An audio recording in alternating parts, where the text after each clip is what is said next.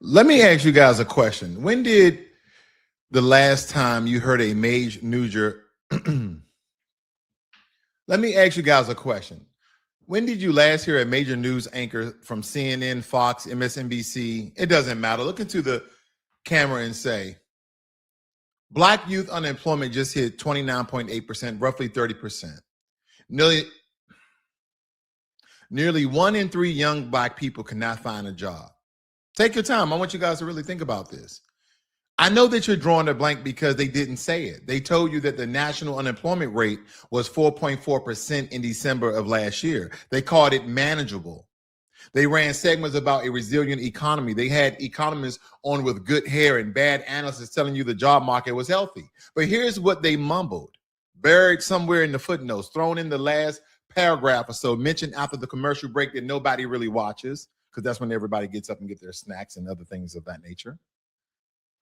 Because Black unemployment hit 8.2% in November of last year, the highest in years, and by December it was still 7. And by December it was still 7. And by December it was still 7. And by December it was still 7.5%, almost double the national rate. If those numbers apply to white Americans, there would be emergency congressional sessions. There would be a stimulus package. There would be presidential addresses, but it's Black people, so it gets a footnote. That ends today. I want you guys to now pull up a chair because we're going to read the receipts out loud here because this is utterly important because there's been a lot of reports that have come out. The Joint Center for Political and Economic Studies published the State of the Dream in 2026 report. And believe me, it's devastating and it is specific. Here are the numbers, not feelings, not my emotions, not my opinions, but just facts. Because Black unemployment timeline in last year of January was 6.2% when it came to unemployment. Then in November, it rose to 8.2. Then in November of last year, it rose to 8.2%, which was the highest. Then December, it dropped down back to 7.5%, still almost double the national rate. In January of this year, we're still at 7.2%. Black youth unemployment, the number that should be on every front page, September of last year was 18.6%. Then in November of last year, it was 29.8%, nearly 1 in 3. And then in December, it dropped to 18.3%. Recovered, or is it just a statistical fluctuation in a permanent crisis? Now, here's the human translation of these numbers when we really look at this. And I'm going to just blow this up for your viewing pleasure here. But 29.8% Black youth unemployment is not kids being picky. It's not gaps in workforce readiness. It is the economy looking at the entire generation of young Black people and saying, sit down, wait your turn. Don't build momentum. Don't accumulate work history. Don't earn the savings that will let you start a business or buy a home.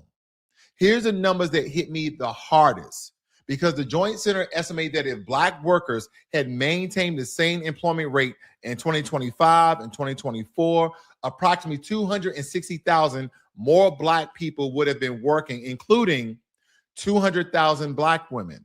That's not a statistic. That is 260,000 families. That's 260,000 people who woke up every morning in 2025 with less than what they had the year before. That is a city the size of Orlando that just disappeared from the payroll. And the mainstream headlines, resilient economy, I don't want to hear that mess because this didn't happen by accident. And if you're going to fix something, because this didn't happen by accident. And if you're going to fix something, you need to know what is broken. The Joint Center doesn't just give you the numbers. They connect the policy dots, okay? And let me walk you through each one of these. The federal jobs massacre.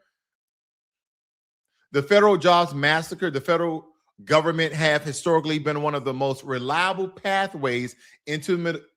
Let me walk you through each one of these because the federal government jobs have historically been one of the most reliable pathways into the middle class for Black workers. Stable wages, benefits, clear pay scales, protections, pension access, the kind of stability that the private sector has always made harder for us to access. But last year, approximately 271,000 federal jobs were eliminated. Black workers are disproportionately represented in the federal workforce. When you cut the federal ladder, you don't cut it equally. You cut the communities that rely on it the most. That's like pulling the batteries out of the smoke detector and acting shocked when the house catches fire. They stated that they were gutting DEI, which in my opinion is a distraction and in my opinion, that is a distraction from what was actually destroyed.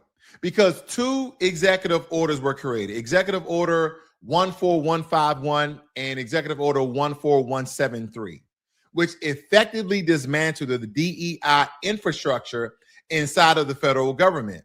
The headlines called it Ending Woke Policies. The impact was eliminating the offices that handle hiring equity, discrimination complaints, and contracting compliance. And when you look at the numbers, because most people say, yeah, that's why a lot of Black people are unemployed, because all these DEI initiatives, all these DEI positions.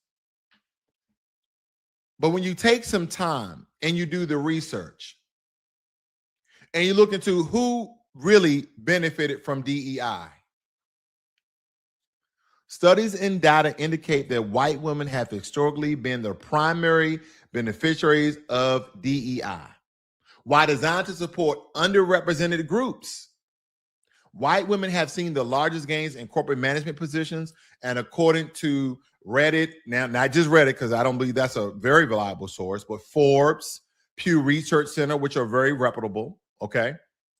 They have gained the most terms of representation in C-suite and management roles. They are often the first to benefit from gender-focused initiatives, such as parental leave, leadership development, and networking programs. And if you really dive back this, the gaps in benefits, while DEI aim to improve research, okay? While DEI aim to improve research,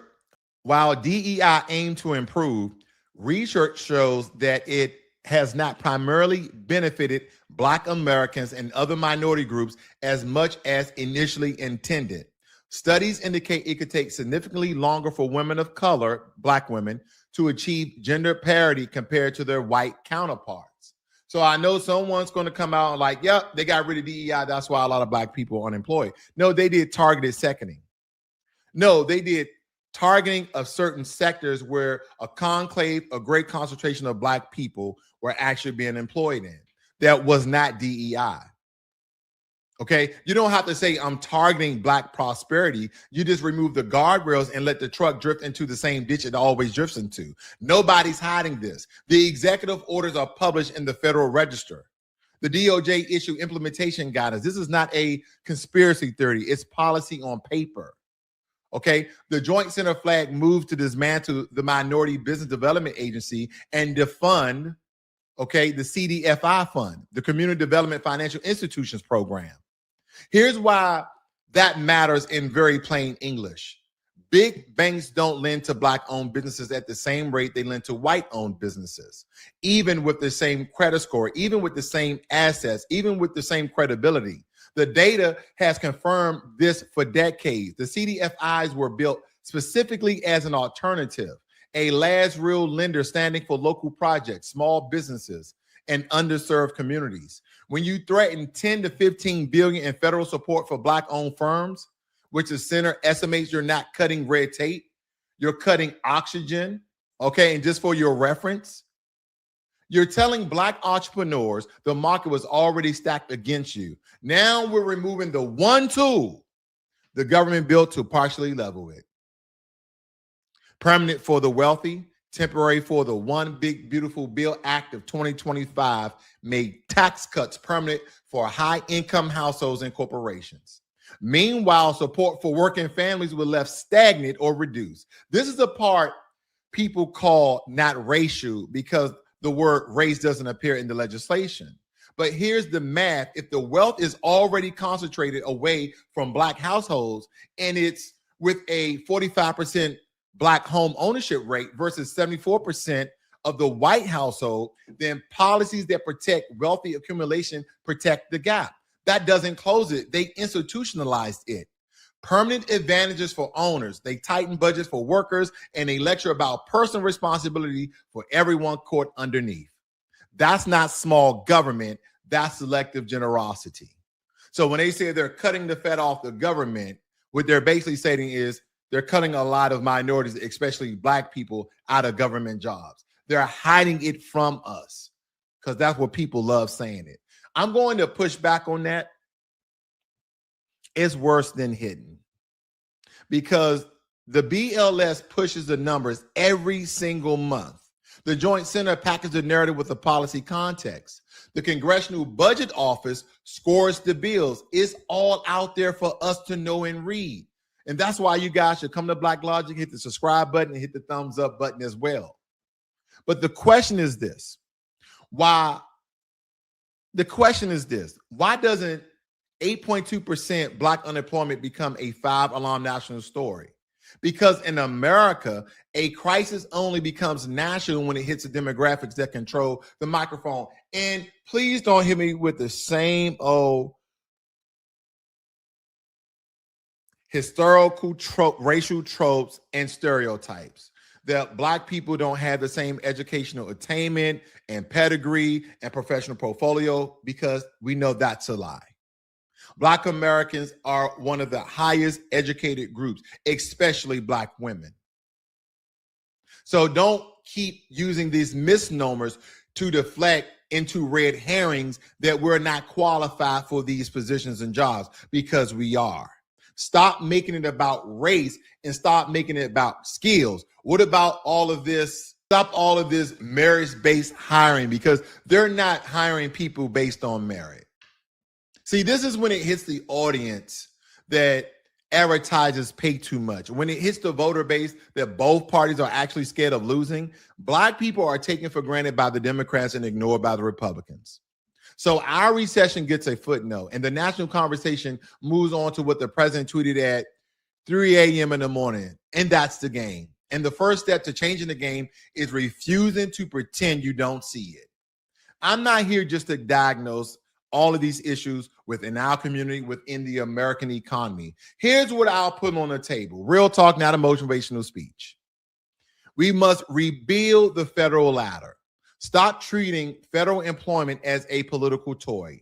The communities that relied on those 271,000 jobs didn't ask for a policy experiment.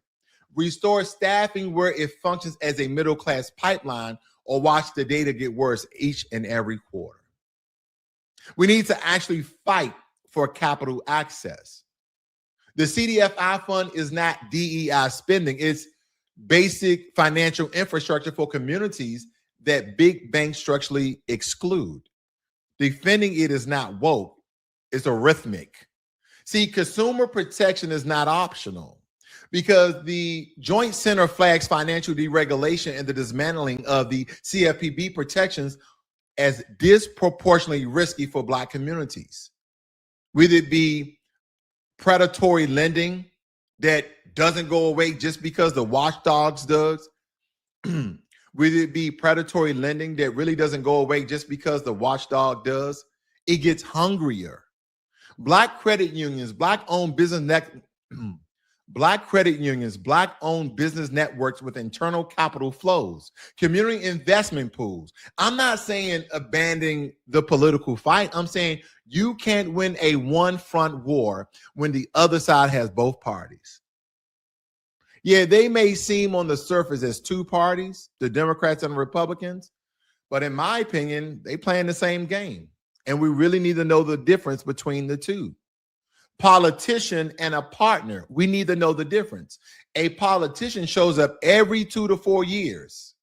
A partner shows up with a contract and a delivery schedule.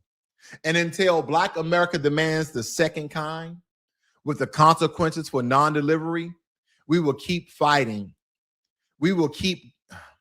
Until Black America demands the second kind, with consequences for non-delivery, we will keep getting the first.